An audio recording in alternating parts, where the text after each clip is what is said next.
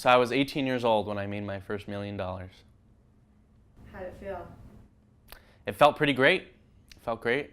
You know, did towards some Lamborghinis. There's a dealership in Newport Beach that takes Bitcoin for Lamborghinis. I'm Erik Finman, and I am one of the youngest Bitcoin millionaires in the world. So this is the place. We got a lot of beds here. I like to have a lot of friends over. I don't really like cuddling, so that's why I have a lot of beds. Pretty minimalistic, so I don't like to have too many clothes.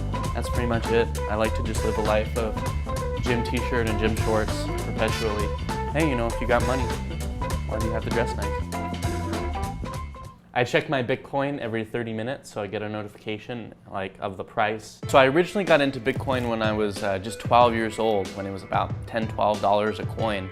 And I had one of my brothers, he really got into it, and we were very close. And then we really got into all this Bitcoin stuff. I was very fortunate enough to have kind of a grandmother. She had an extra $1,000 to give her kids for a scholarship fund.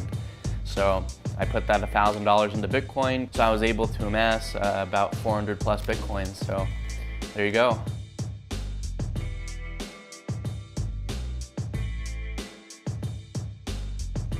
So this is Purse. This is a website that allows you to buy things off of Amazon, and then it also gives you a discount because you're using Bitcoin rather than all the fees of credit cards and all that stuff. What do you use to check your Bitcoin? So that's where I have a hardware key to check. I have a hard drive that I keep in secure locations.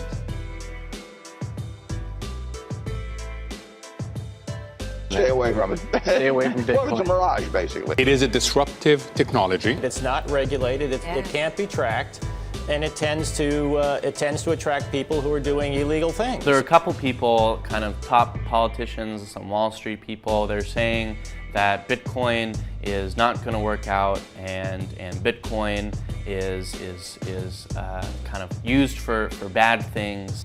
And that recently has affected the price because politicians and Wall Street people are very afraid of what Bitcoin will do to them and their industry. So school was maybe not the best thing for me, to say the least. I didn't really particularly enjoy it. I had a lot of teachers that were maybe not the most positive. One teacher told me to drop out and work at McDonald's because that's all I'll ever amount to in life. So I left, I dropped out when I was 15, and I went to start an education company that would help people learn better. It was to give people access to good teachers if you didn't have any locally. I wonder how I came up with that idea. People ever call you smarty pants? No. No. Maybe they should. Erik Finman is the founder of Botangle.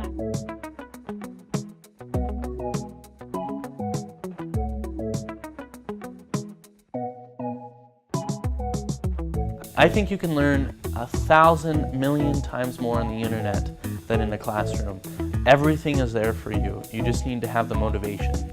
Most people think that they have to go through this traditional path and they have to do this, and I'm kind of more aware that that's maybe not so much the case. I think about how can I completely do something my way. So if this is the traditional way of doing it, if I thought about how to redo this from scratch, how could I do that? And I think career, that was one, school, that was two, three, kind of currency, Bitcoin and all that stuff.